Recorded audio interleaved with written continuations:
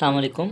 उम्मीद है कि आप खैरियत से होंगे और आपको मेरी वीडियोस पसंद आ रही होंगी। वीडियो का आगाज़ करने से पहले मेरी आपसे रिक्वेस्ट है कि अगर आप मेरी वीडियोस को फ़ायदेमंद समझते हैं तो इनको सोशल मीडिया लिंक्स के थ्रू अपने दोस्त अहबाब और ख़ास कर ओवरसीज़ पाकिस्तानीज़ में लाजमी शेयर करें। आज का टॉपिक है कि गोल्ड ज्वेलरी हम किस तरह को पाकिस्तान में ला सकते हैं या बाहर ले जा सकते हैं, और हम इस वीडियो में दरअसल चीज़ें कवर करेंगे। नंबर फर्स्ट पर how much quantity allowed, number second पर इन व्हाट शेप, यानी कि किस शक्ल में हम गोल्ड को कैरी कर सकते हैं और किस शक्ल में गोल्ड को कैरी करना स्मगलिंग के जुमरे में आता है। नंबर 3 पर खवातीन वगैरह कैसे ला या ले जा सकती हैं। नंबर 4 पर मर्द हजरात कैसे कैरी कर सकते हैं। नंबर 5 के इस जुमरे में एयरपोर्ट प्रोटोकॉल का क्या किरदार है। नंबर 6 पर कि अगर कस्टम वाले तंग करें तो फिर आपने क्या जवाब देना है। नंबर 7 पर अगर गोल्ड पकड़ा जाए तो फिर क्या होगा। और आखिर में कि गोल्ड को कैरी करते वक्त आपने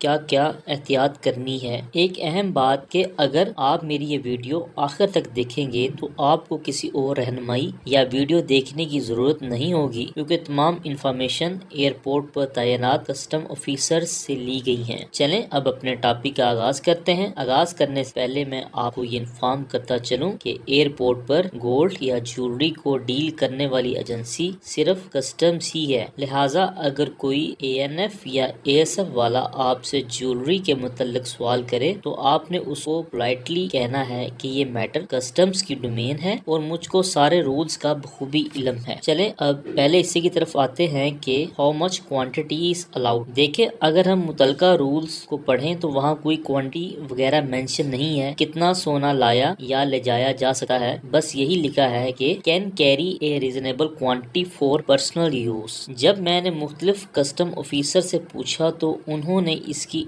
इंटरप्रिटेशन ये की कि बहुत ज्यादा क्वांटिटी ना हो, बस 2 से 3 सेट हो, ना कि 5 से 6 या 6 से 7 सेट वगैरह। और ये भी बताया कि रीजनेबल क्वांटिटी को हम स्टेटस देकर जाने देते हैं। लिहाजा इस जमन में ये बात बताना जरूरी है कि सोना अगर मुल्क से बाहर ले जा रहे हैं तो फिर कस्टम वाले सख्ती करते हैं। हाँ, लेकिन अगर आप बाहर से पाकिस्तान में लेके आ रहे हैं तो उतनी ज्यादा सख्ती नहीं है। इस जमन में मैं आपको ये एडवाइस करूंगा, अगर आपके पास खरीदारी की रसीद्स हैं तो फिर ज्यादा पूछगछ नहीं होगी, लेकिन आपने रीजनेबल क्वांटिटी को जहन में लाजमी रखना है। अब यहाँ आपके जहन में एक सवाल उभर रहा होगा कि क्वांटिटी मेंशन क्यों नहीं है, जबकि UAE, इंडिया, सऊदी अरब में तो बकायदा मेंशन होती है कि कितना गोल्ड कैरी कर सकते हैं। तो जनाब इसका जवाब ये है कि पाकिस्तान में सोना as a money laundering tool use होता है, जिसकी वजह से सख्ती है। चलें अब सेकंड पार्ट की तरफ आते हैं, इन व्हाट फॉर्म और शेप। तो इसका जवाब ये है कि हम सिर्फ ज्वेलरी की फॉर्म में ही इसको कैरी कर सकते हैं, like locket, jewellery set, chain और बैंगल्स की फॉर्म में, जबकि बिस्किट्स, कॉइन या स्टिक्स की फॉर्म में बिल्कुल भी अलाउ नहीं है, बल्कि इस शक्ल में सोने को फौरी जब्त करके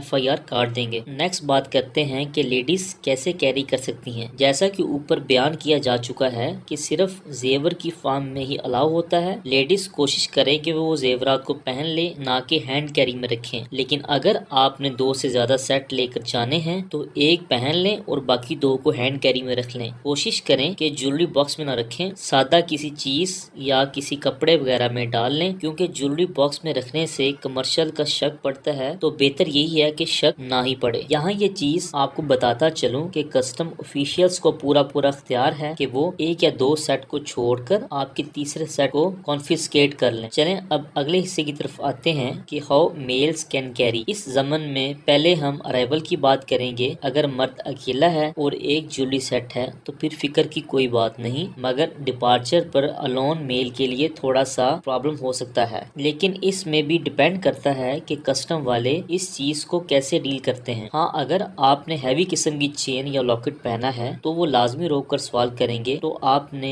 पोलाइटली जवाब देना है कि जनाब मैं इसी स्टाइल में सफर करता हूँ और सोना पहनना मेरा शौक है। बस ये ध्यान रखना है कि चेन बहुत हैवी ना हो, वगरना वो शक करेंगे कि आप स्मगलिंग कर रहे हैं। अकेले मर्द को मैं ये सजेस्ट करूंगा कि अगर आपके पास ज्वेलरी की रसीद है तो जरूर पास रखें, और कस्टम हुकाम के सवाल जवाब करने पर आप इन्हें अगर ये रसीदें दिखाएंगे तो वो चुप हो जाएंगे और आपको मजीद तंग नहीं करेंगे। हाँ, अगर आप फैमिली के साथ ट्रैवल कर रहे हैं फिर वो शक की निगाह से आपको बिल्कुल भी नहीं देखेंगे। अब हम नेक्स्ट पार्ट की तरफ आते आते हैं कि how can airport protocol help in this regard. तो जी हाँ, अगर आपने एयरपोर्ट प्रोटोकॉल लगवाया है तो फिर कोई प्रॉब्लम नहीं है, चाहे आपके पास 2 सेट हों या उससे ज्यादा ही क्यों ना हो। इस संबंध में आप हमारी सर्विसेज भी ले सकते हैं और एयरपोर्ट प्रोटोकॉल वाली वीडियो का लिंक डिस्क्रिप्शन में मौजूद है, जिसमें आपको तफसील से आगाह किया गया है कि प्रोटोकॉल क्या होता है और इसके बेनिफिट्स क्या क्या है। अब हम नेक्स्ट चलते हैं कि अगर कस्टम्स वाले आपको ज्यादा तंग करें फिर आपका क्या रिएक्शन होना चाहिए। आपने बड़े तहम्मुल से उनको बताना है कि भाई मैंने गोल्ड